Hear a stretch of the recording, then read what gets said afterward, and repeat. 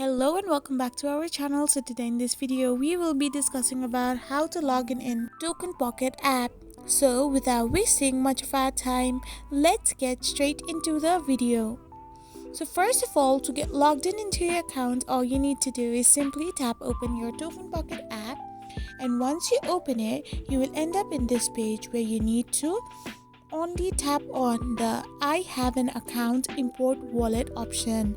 So once you tap on it, you will end up in this kind of interface where now you have to select a block wallet. After this step is also completed, now you have to tap on recovery phrase import, and after this you will end up in this page where all you need to do is simply type in your recovery phrases, your password of your account, and simply tap on import wallet to get logged in into your TokenPocket account.